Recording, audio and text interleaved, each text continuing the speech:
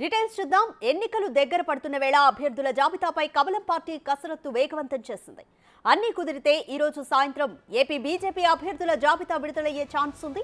ఇప్పటికే 6 ఎంపీ స్థానాలు 10 ఎమ్మెల్యే స్థానాలను ఖరారు చేసిన బీజేపీ ఈ రోజు అధికారికంగా జాబితాను విడుదల చేయనుంది. దీంతో సాయంత్రం లోపు ఎవరెవరు ఎక్కడి నుంచి పోటీ చేయనున్నారనే అంశంపై క్లారిటీ రానుంది.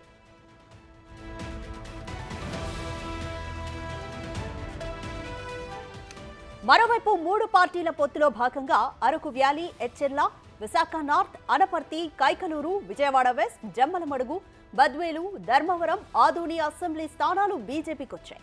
అటు అరకు, అనకాపల్లి, నర్సాపూర్, రాజమండ్రి, తిరుపతి, రాజంపేట పార్లమెంటు సీట్లలో కమలం పార్టీ పోటీ చేయనుంది.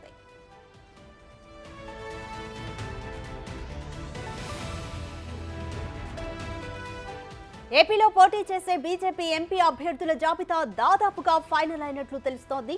ఈ లెక్కన చూస్తే బీజేపీ లోక్సభ అభ్యర్థులుగా రాజమండ్రి నుంచి పురంధేశ్వరి, అనకాపల్లి నుంచి సీఎం రమేష్, అరకు ఎంపీ అభ్యర్థిగా కొత్తపల్లి గీత, రాజంపేట కిరణ్ కుమార్ రెడ్డి, తిరుపతి వరప్రసాద్, నర్సాపురం నుంచి శ్రీనివాస వర్మ పోటీకి దిగే అవకాశం కనిపిస్తోంది.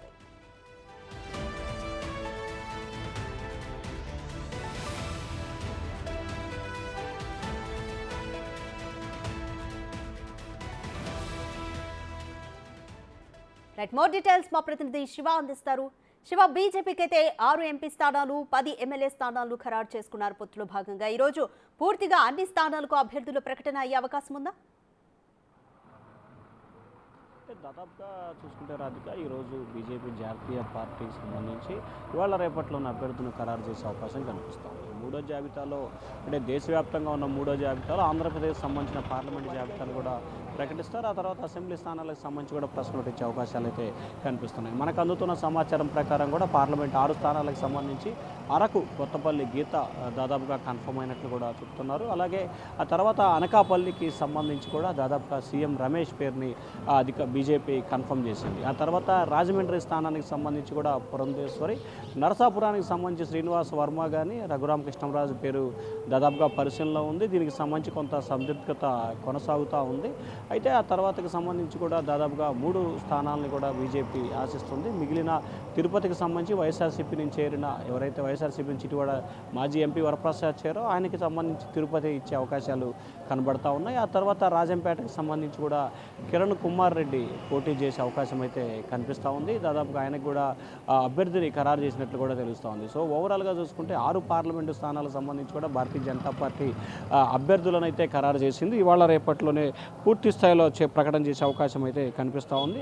ఇక అసెంబ్లీ స్థానాలకు సంబంధించి అరకు వ్యాలీ, అలాగే ఎచ్చెర్ల, ఇదైతే తెలుగుదేశం పార్టీ నేత, మాజీ మంత్రి, రాష్ట్ర తెలుగుదేశం పార్టీ అధ్యక్షులుగా కూడా ఈయన చేశారు. ఆయనకు సంబంధించి కూడా సీటు లేదు. మరి ఆయన ఎక్కడికి పంపిస్తారో కొంత ఉత్కంఠ అయితే కొనసాగుతూ ఉంది. విజయవాడ వెస్ట్ ఇక్కడ నుంచి సుజనా చౌదరి పోటీ చేయబోతున్నారు. అరకు వ్యాలీకి సంబంధించి అభ్యర్థిని ఈరోజు సాయంకాలం ఖరారు చేసే అవకాశం కనిపిస్తోంది. అక్కడ చాలా పేర్లు పోటీలో ఉన్న పరిస్థితి కనిపిస్తోంది.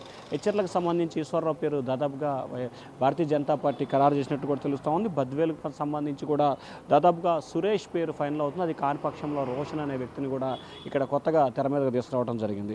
ఆదోనికి సంబంధించి పార్థసారథి, అలాగే పాడేరు సంబంధించి బీజేపీ ఉమామహేశ్వరరావు అంటున్నారు. ఒకవేళ పాడేరు కాకపోతే కనుక దాని బదులు అరకు వ్యాలీ తీసుకుంటున్నారు. అది అరకు వ్యాలీ వచ్చింది కాబట్టి దాని ప్లేస్లో అనపర్తి మరొక స్థానాన్ని కూడా భారతీయ జనతా పార్టీ ఆశిస్తుంది. సో పాడేరు స్థానం బదులు అనపర్తి తీసుకో అవకాశం కనిపిస్తూ ఉంది. అనపర్తికి సంబంధించి తెలుగుదేశం పార్టీ ఇటీవల జాబితాలో కూడా ప్రకటించింది. మరి దీన్ని ఏం చేయబోతున్నారు అనేది ఉత్కంఠ అయితే కొనసాగుతూ ఉంది. అలాగే ధర్మవరంకు సంబంధించి కూడా సత్యకుమార్ బీజేపీ నేత అయితే హిందూపురం ఎంపీగా అనుకున్నారు. కానీ ధర్మవరానికి సంబంధించి సత్యకుమార్ పేరుని అధికారికంగా ప్రకటన చేసే అవకాశాలు అయితే కనిపిస్తున్నాయి. జమ్మలమడుగుకు సంబంధించి ఆదినారాయణ రెడ్డి మాజీ మంత్రి, ఆయన వైసీపీ నుంచి టీడీపీ నుంచి భారతీయ జనతా పార్టీలో చేరారు. ఆయనకు సంబంధించి దాదాపుగా ఖరారయ్యే అవకాశాలు కనిపిస్తున్నాయి. కైకలూరుకు సంబంధించి కామినేని శ్రీనివాస్ మాజీ మంత్రి, ఈయన కూడా దాదాపుగా ఖరారైనట్లు కూడా తెలుస్తూ ఉంది. ఆయన పేరు కూడా అధికారికంగా ప్రకటన వెలువడే అవకాశం కనిపిస్తూ ఉంది. అలాగే విశాఖ నార్త్కు సంబంధించి విష్ణుకుమార్ రాజు గతంలో 2014 గెలిచారు, 19లో ఓడిపోయారు. ఇప్పుడు కూడా ఆయన మళ్ళీ మరోసారి పోటీలో ఉన్నట్టు తెలుస్తోంది. ఓవరాల్గా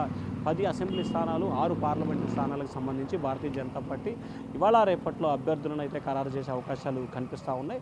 సో మనకు అందుతున్న సమాచారం ప్రకారం కూడా అధికారికంగా ఈరోజు రాత్రికి కానీ రేపు ఉదయానికి కానీ భారతీయ జనతా పార్టీ అభ్యర్థులను అయితే ఖరారు చేసే అవకాశం కనిపిస్తూ ఉంది. రాధిక. రైట్ శివ, బీజేపీ అభ్యర్థులు పోటీ చేసే స్థానాల నుంచి టీడీపీ నుంచి కానీ జనసేన నుంచి కానీ సమస్యాత్మకంగా ఉన్న కూటమి పార్టీలకు సమస్యాత్మకంగా ఉన్న ప్రాంతాలు ఏమేమి ఉన్నాయి?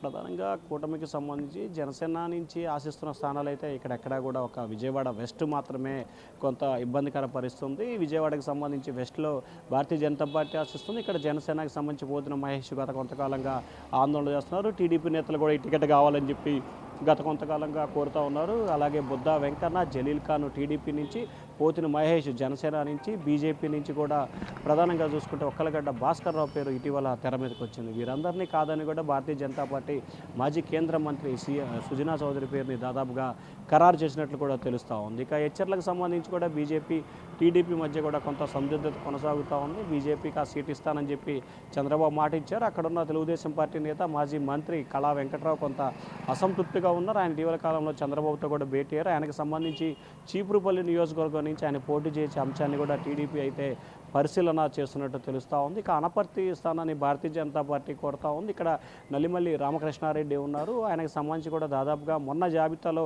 టీడీపీ ప్రకటన చేయాల్సిన పరిస్థితి ఉంది. ప్రకటన చేయలేదు. కానీ ఆయన అధికారికంగా ఆయన అభ్యర్థి కూడా అనుకుంటున్నాడు. కానీ సడన్గా భారతీయ జనతా పార్టీ అనపర్తి తీసుకోవడంతో కొంత ఈ 3 స్థానాలకు సంబంధించి కొంత 3 పార్టీల మధ్య అంటే కూటమిలో పార్టీల మధ్య కొంత చర్చ జరిగే అవకాశం కనిపిస్తూ ఉంది. విజయవాడ వెస్ట్కి సంబంధించి దాదాపుగా క్లియర్ అయినట్టు కూడా తెలుస్తూ ఉంది. హెచ్చర్లకు కూడా క్లియర్ అవుతుంది. అనపర్తికి సంబంధించి కొంత ఉత్కంఠ అయితే కొనసాగుతూ ఉంది. రాధిక. Thank you Shiva.